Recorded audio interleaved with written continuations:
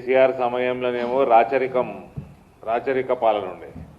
ఇప్పుడు అరాచకమైన పాలన మొదలైంది రేవంత్ ఉద్దింది.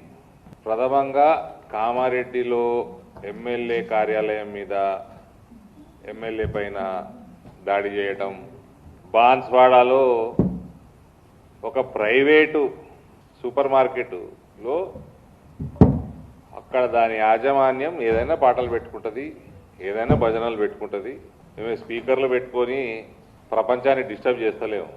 పరీక్షల సమయంలో ఓడ అర్థం కాని ఏమేమో వస్తూ ఉంటాయి ఆ స్పీకర్లకి వెళ్ళి, ఓడికేమో అర్థం కాదు. 80% జనాభాకి అర్థం కాదు న్యూసెన్స్ తప్ప ఏముండదాడ. ఆ న్యూసెన్స్ భరించమని మేము అంటలేము. సూపర్ మార్కెట్లో లోపల యాజమాన్యం ఏమి పెట్టుకోవాలంటే అది వాళ్ళ ఇష్టం. దాన్ని ఎవడో వచ్చి అక్కడ గొడవ చేసి వాడు కేవలం మైనారిటీ సంబంధించినోడు కాబట్టి వాడిని నెత్తి మీద పెట్టుకొని ఇక్కడ ప్రభుత్వం పోలీసు వాళ్ళ మీద ప్రెషర్ బిల్డప్ చేసి హిందువుల మీద కేసులు బనాయించి చేసిందేమో తురుకోడు గొడవ. హిందువుల మీద కేసులు ఎక్కువవుతున్నాయి, హిందువుల మీద లాఠీ చార్జీలు అవుతున్నాయి. ఇది అందులో మళ్ళా అమ్మాయి మీద దౌర్జన్యం చేసిన వాడు తురుకోడు. లోపల ఆ సూపర్ మార్కెట్లో అమ్మాయి ఉంటే ఆమెతోటి దుర్భాష, అమ్మాయి మీద ఎగబడడం, మళ్ళా దానికి ఈ కాంగ్రెస్ ప్రభుత్వము వాడిని సపోర్ట్ చేయటం కేవలం తురుకోడైనందుకు. పోలీసుల మీద వాళ్ళ డ్యూటీ నార్మల్ చేయకుండా ఈ దౌర్భాగ్యుడు ఈ రేవంత్ ఆయన దగ్గరే మళ్ళీ హోమ్ పోర్ట్ఫోలియో సిగ్గులేనోడు, సిగ్గు మానం మొత్తం వదిలేసిన దౌర్భాగ్యపు ముఖ్యమంత్రి. ఎవడన్నా I feel proud of naming myself Revanth Uddin అంటున్నాడండి. ఈజ్ ఈ ప్రమోటింగ్ కన్వర్షన్స్? హిందువులని భయభ్రాంతులకు గురి చేస్తున్నాడా? ఒకవైపేమో ఈ రేవంత్ ఉద్దీన్ పాలన సిగ్గుమాలిన ముఖ్యమంత్రి, Congress is Muslim, Muslim is Congress, నన్ను రేవంత్ ఉద్దీన్ అనండి, నేను గర్వపడుతున్నా. ఈయన ముఖ్యమంత్రి అయినాక ఈయన బుద్ధి గడ్డి తిన్నట్టుంది. హిందువుల దేవతల మీద, దేవత విగ్రహాల మీద, గుడుల మీద, హిందూ ఊరేగింపుల మీద, పండగల మీద, హిందూ అమ్మాయిల మీద, యువకుల మీద దాడులు పెరిగిపోయినాయి. చివరికి ఎమ్మెల్యే మీద కూడా దాడులు జరుగుతూ ఉన్నాయి. స్పీకర్ గారు కనీసం ఎమ్మెల్యేకి ఫోన్ చేసి కనుక్కున్నాడా ఏం జరిగిందో? పోలీసు వాళ్ళ దగ్గర రిపోర్ట్ తెప్పించుకున్నాడా? Speaker of the assembly, it is responsibility to safeguard his members. ఇవన్నీ చూసినాక హిందువులు ఐక్యంగా ఉండక తప్పదండి. ఈ రాష్ట్రంలో శాంతి భద్రతలు సరిగ్గా ఉండాలా, మనం కాపాడుకోవాలంటే మనం అందరం ఐక్యంగా ఉండక తప్పదు. ప్రపంచం మొత్తం ఫోర్స్ఫుల్ కన్వర్షన్లు జరుగుతూ ఉన్నాయి. మనం టీవీలు పెడితే, ఇంటర్నేషనల్ న్యూస్ ఛానల్ పెట్టినా అదే కనబడుతుంది, నేషనల్ న్యూస్ ఛానల్ అదే కనబడుతూ ఉంది. ఫోర్స్ఫుల్ కన్వర్షన్లు, రయట్స్, మంచి ప్రోగ్రెసివ్ దేశాలు ఫ్రాన్స్, యూకేలు చేతికొస్తున్నాయి, రోడ్డు మీదకి వస్తున్నాయి. అటువంటి సమయంలో ఒక చీఫ్ మినిస్టర్ పొజిషన్లో కూర్చొని నా పేరు రేవంత్ ఉద్దీన్ అయినా పర్వాలేదు, ఐఎమ్ ప్రౌడ్ ఆఫ్ ఇట్ అంటే ఇక దీనికంటే సిగ్గుమాలిన తనం ఏమైనా ఉన్నదా? అంటే హిందువులందరూ మీరందరూ లొంగండి అని ఇండైరెక్ట్గా చెప్తున్నాడా?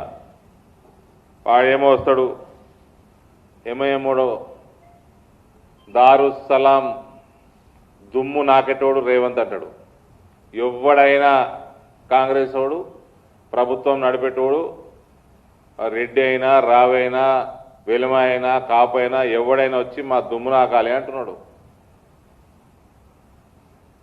ఈ సిగ్గుమాలినవాడు ముఖ్యమంత్రి పోయి నాకుతున్నాడు. ఇక్కడ రా, నాంపల్లికి వచ్చి బీజేపీ ఆఫీస్ మొత్తం నాకిపో, ఫ్లోర్ అంతా హిందువులతో ఓట్లు వేపిస్తాం, మేము 80% వేపిస్తాం, 15% కోసం ఎందుకు నాకుతున్నారా? 80% హిందువులతోటి ఓట్లు ఇప్పిస్తాం. మొత్తం నాకిపో, ఆదివారం రా, దగ్గరుండి ఓట్లు వేపిస్తాం. రేపు క్యాబినెట్ ఉన్నట్టుంది. రేపు క్యాబినెట్లో కల్మా ఇంట్రడ్యూస్ చేస్తున్నారు.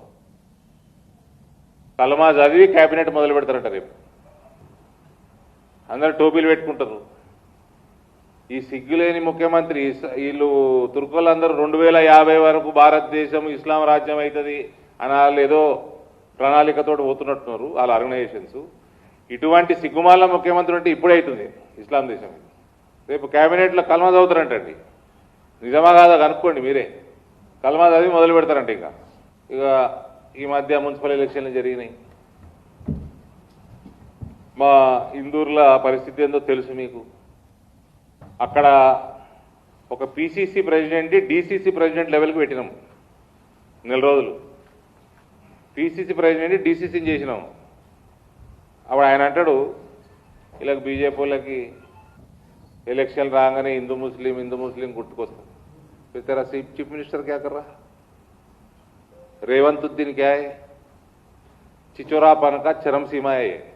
इससे बड़ा चिचोरा चीफ मिनिस्टर आज तक हिंदुस्तान कभी नहीं देखा. చిచోరా ముఖ్యమంత్రి ఉన్నాడు. ఇక రేవంత్ ఉద్దీన్ అంటే క్యాబినెట్లో వీళ్ళు కూడా పేర్లు మార్చుకుందాం. శ్రీధర్ బాబు, శ్రీధర్ అని ఏమనుకోద్దు మళ్ళా. శ్రీధర్ బాబా ఇతడా. బట్టి విక్రమార్క డిప్యూటీ సీఎం. ఈయనకి తోక సూట్ కాదు, సెట్ కాదు. బట్టి విక్రమార్కవే, బట్టి అక్రమార్క చేసుకో. విక్రమ్ తీసి అక్రమాన్ని పెట్టుకో. అందరు మార్చుకోరు ఇక పేర్లు. మీ ముఖ్యమంత్రి మార్చుకుంటున్నాడు. బట్టి అక్రమ్ మంచిగా ఉంది ఈజీగా. ఈ రకమైన దౌర్భాగ్యం ముఖ్యమంత్రి దొరికిండు.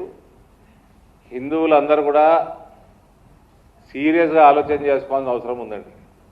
మన ఇండ్లలో కూడా భజనలు పెట్టుకోవద్దు, మన దుకాణాలలో కూడా భజనలు పెట్టుకోవద్దు. వీళ్ళనేమో పనికి మాలిన స్పీకర్లు, విద్యుత్ పెద్ద స్పీకర్లు పెట్టి ప్రపంచం మొత్తం న్యూసెన్స్ చేస్తారు వీళ్ళు.